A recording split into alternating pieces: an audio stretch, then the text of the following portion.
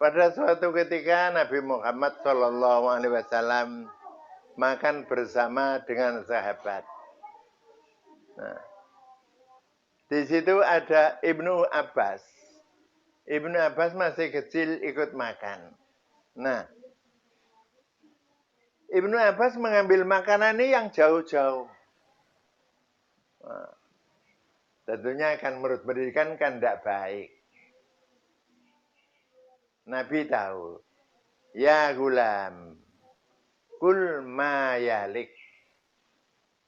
Oh, anak kecil. Makanlah makanan yang dekat-dekat saja.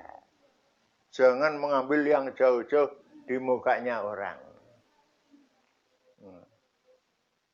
Nah, ini tujuannya kul ma yalik. Makanlah yang dekat-dekat saja. Itu adalah litadib. Untuk mendidik.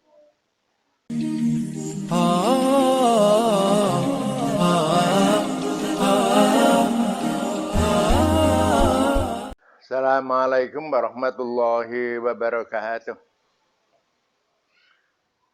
Pemirsa yang kami hormati, dalam pertemuan yang ke-9 ini, saya masih melanjutkan masalah amr, yaitu masalah perintah. Pada pertemuan kemarin, saya sudah menyampaikan beberapa hal tentang amr, hukum aslinya, berapa kali amr itu harus dikerjakan, atau amr itu dikerjakan spontanitas, apakah boleh ditunda, dan lain-lain sudah saya sampaikan. Dan perlu saya sampaikan bahwa kalau ada perintah, itu otomatis kebalikannya dilarang. Al-amru bisyai' nahyun antiti. Jadi kalau ada perintah tanpa disebut, kebalikannya adalah dilarang. Contohnya, birrul walidaini. Berbuat baiklah kepada kedua orang tua. Otomatis dilarang berbuat jahat terhadap orang tua. Atau ada ayat, kulu mimma razaqakumullahu halalan thayyiban. Makanlah rezeki Allah yang halal dan baik.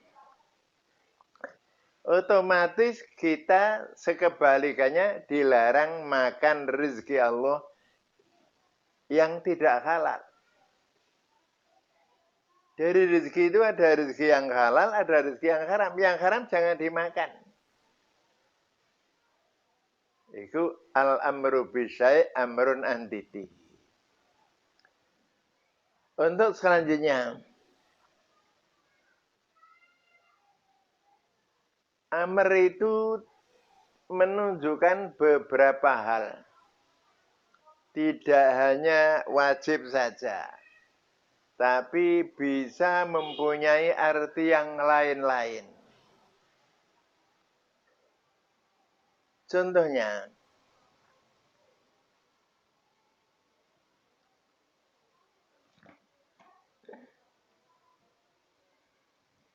amr itu bisa mempunyai arti penghormatan, litakrim.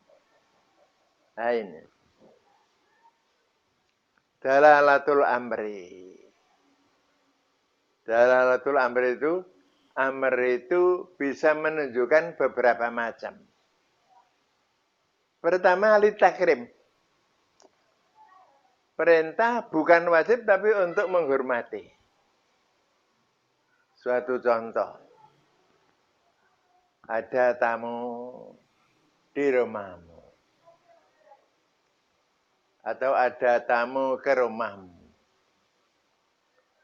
Kemudian kamu bilang, masuklah, masuklah.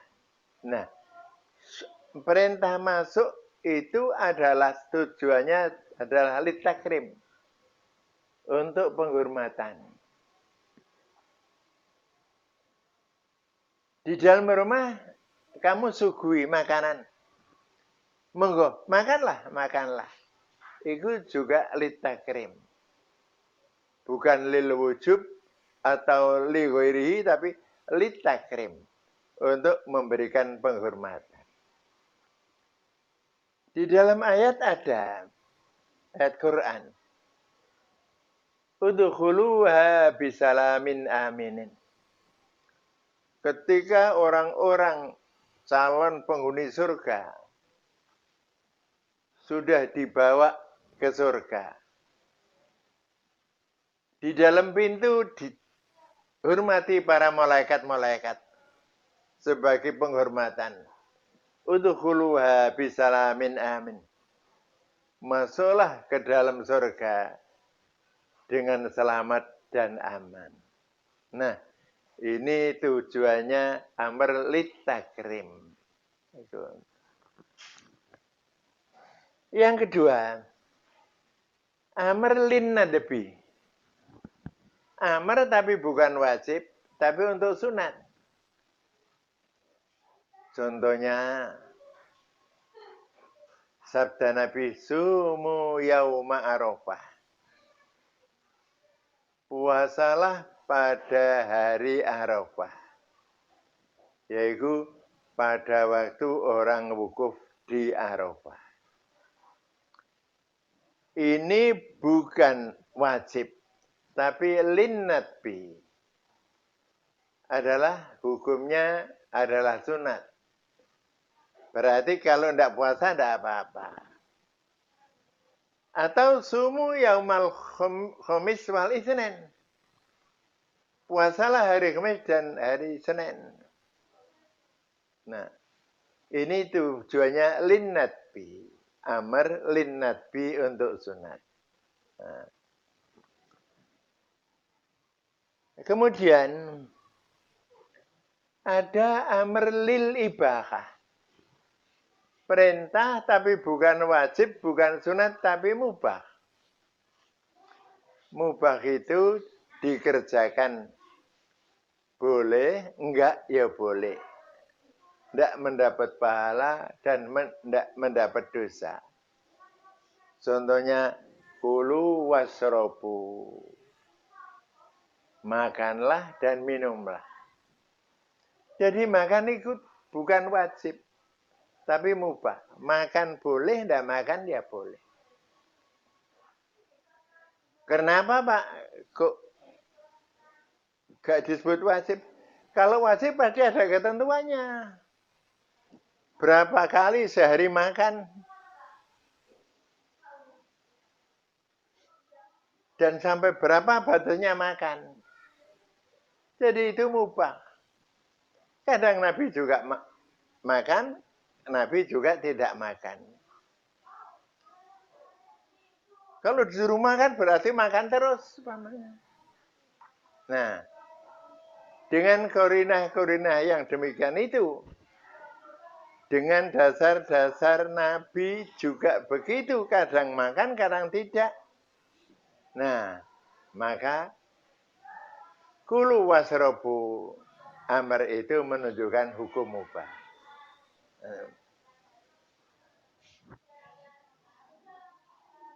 Kemudian yang keempat adalah amr tapi tujuannya untuk menakut-nakuti.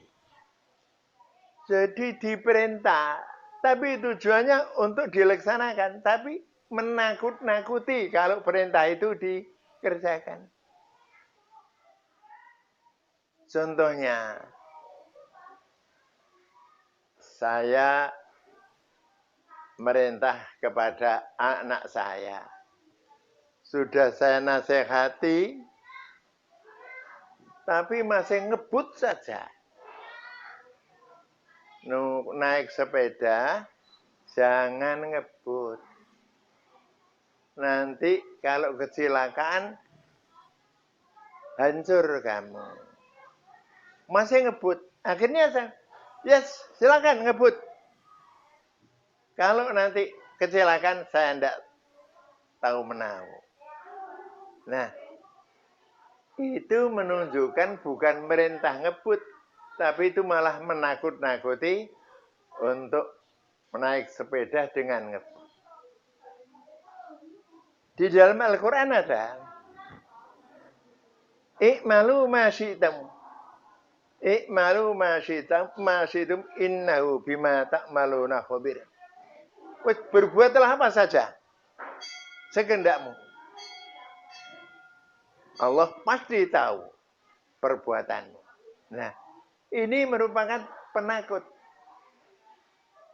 Tidak, kita ini berarti dibolehkan berbuat semau gue enggak. Karena di situ ada innahu bima ta'maluna khabir. Berbuat sekehendakmu, Allah tahu. Ini amr lit tahdid. Umpamanya kita mempunyai anak, sudah kita nasihati, tapi tidak mau berhenti. Jangan minum, jangan sekali-kali kamu berbuat minum. Minum itu dosanya besar. Anak saya sudah tidak mau berhenti. Dan sudah, minumlah. Kamu tidak akan saya anggap anak saya kalau minumlah sekehendakmu. Kamu saya anggap tidak anak saya. Nah, ini merupakan litahdid. Amar, perintah, tapi litah untuk menakut-nakuti.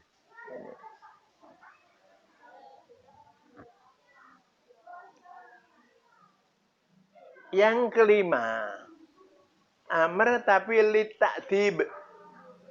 Litakdib itu untuk mendidik. Suatu contoh. Pada suatu ketika Nabi Muhammad SAW makan bersama dengan sahabat. Nah, di situ ada Ibnu Abbas. Ibnu Abbas masih kecil ikut makan.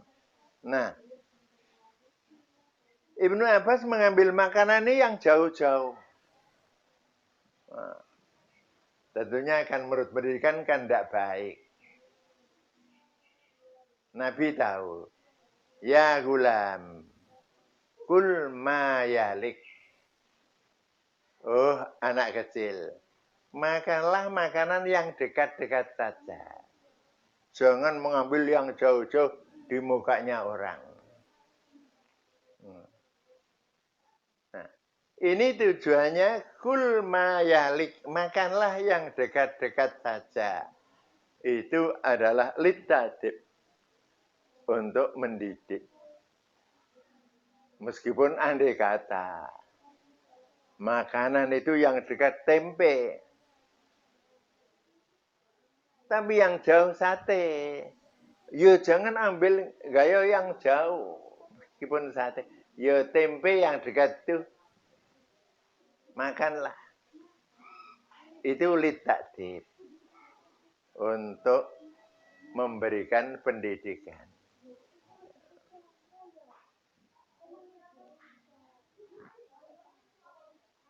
Kemudian amr yang keenam adalah litakjiz, untuk melemahkan. Jadi diperintah supaya dia mengakui kelemahannya. Suatu contoh. Di dalam Al-Quran, ketika orang-orang itu tidak mengakui bahwa Al-Quran itu dari Allah Subhanahu wa Ta'ala. Bahkan mereka menganggap bahwa Al-Quran itu adalah ciptaan Nabi Muhammad sendiri. Maka Allah menyuruh, fa'tu bisuratin mim mithlih. Buatlah seperti Al-Quran. Sampai sekarang tidak ada yang mampu membuat Al-Quran. Bahkan orang-orang Syiah pernah membuat Al-Quran untuk tandingan, tapi tidak mampu. Baik bacaannya maupun isinya tidak mampu. Ada orang Kristen yang membuat Al-Quran tandingan. Ya diberi surat Maryam, ya diberi surat Yesus, tapi tidak ada satupun yang mampu untuk menandingi Al-Quran. Oleh karena itu, jauh-jauh Al-Quran sudah bilang, fa illam taf'alu walan taf'alu fattakun narul lati waquduhan nas wal hijarah. Kalau kamu sudah tidak mampu membuat Quran dan tidak akan mampu selamanya, takutlah kamu neraka. Isinya sebagai bahan bakarnya adalah manusia dan batu. Pemirsa yang kami hormati, untuk mengadakan penentangan terhadap Al-Quran itu tidak akan selesai sejak zaman dulu sampai bisa hari kiamat. Tapi dijamin Allah tidak akan ada yang mampu. Pertama-tama yang menandingi Al-Quran adalah Musailimah Al-Kadzab. Musailimah Al-Kadzab membuat satu surat Al-Quran, surat Al-Fil, surat gajah, dan surat Ad-Difda, surat kodok. Al-filu mal-fil, wa ma adraka mal-fil, lahu dhanabun soghir. Gajah apa gajah itu dong? Gajah ialah hewan yang ekornya kecil. Dibanding bil al-qari'ah atau mal-qari'ah. Wa ma adraka mal-qari'ah. Yauma yakunun nasu kal farasil mabthut. Wa takunul jibalu kal inil mabthut. Tidak ada tandingannya. Nah, setelah mereka tidak mampu, nah, dia mengakui kelemahannya. Itu amar lit ta'jiz. Fa'tu bi suratim mim mithlih wada'u syuhadakum min dunillah. Sampai sekarang tidak akan bisa. Bahkan sekarang disampaikan, difitnah bahwa Al-Quran itu ada yang firman Allah dan ada disusupi oleh buatan Muhammad sendiri. Nah, di antara yang dituduh iku sisipan Muhammad adalah wa may yabtaghi ghairal islami dinan falay yuqbala minhu wa huwa fil akhirati minal khasirin. Barang siapa yang tidak mengikuti agama Islam, kelak tidak akan diterima di hadapan Allah Subhanahu wa taala. Dan dia akan rugi. Itu dianggap sisipan Nabi Muhammad sallallahu alaihi wasallam. Dan ada pula yang dianggap sisipan Nabi Muhammad sallallahu alaihi wasallam,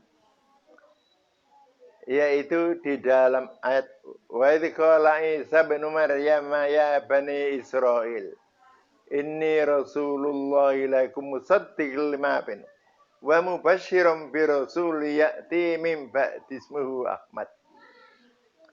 Nabi Isa pernah bersabda, "Hai Bani Israel, saya adalah utusan Allah dan saya akan memberi kabar gembira. Kelak akan datang Nabi akhir zaman, yaitu Nabi Muhammad." Nah, ini dianggap sisipan daripada Nabi Muhammad sendiri. Nah, setelah mereka tidak mampu sampai hari kiamat, maka mereka merasa lemah, takjis, merasa lemah.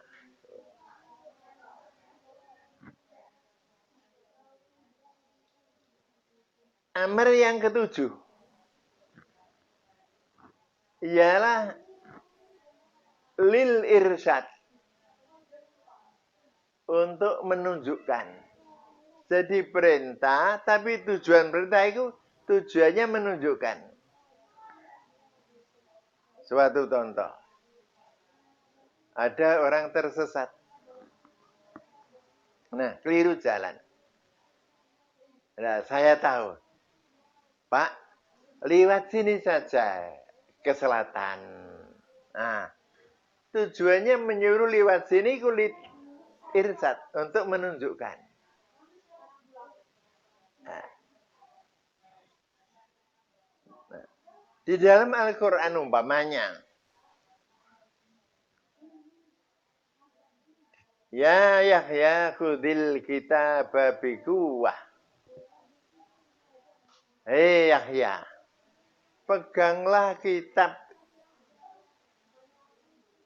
Al-Taurat itu dengan kuat.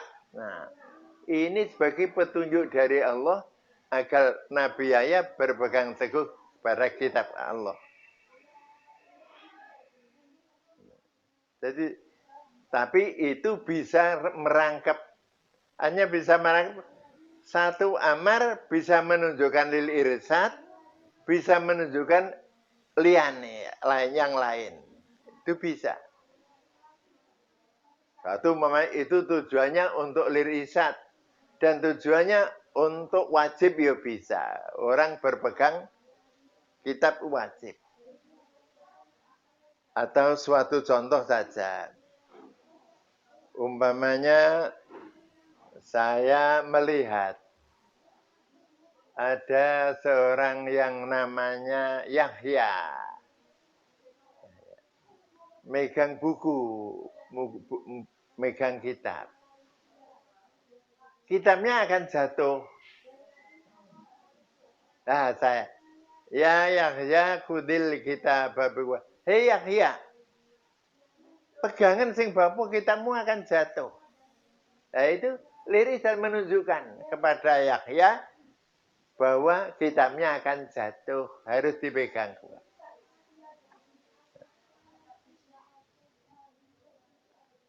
Pemirsa yang kami hormati, di dalam amar ini sangat erat hubungannya dengan nahi. Jadi nahi itu kebalikan dari amar, amar pun kebalikan dari nahi. Sejak awal hukumnya amar wajib, nahi sejak awal hukumnya haram. Jadi amar dan nahi kebalikannya. Makanya otomatis kalau Allah merintah sesuatu berarti kebalikannya dilarang. Kalau Allah melarang sesuatu berarti kebalikannya diperintah. Itu sudah otomatis. Suatu contoh, saya perintah, diamlah. Otomatis dilarang rame.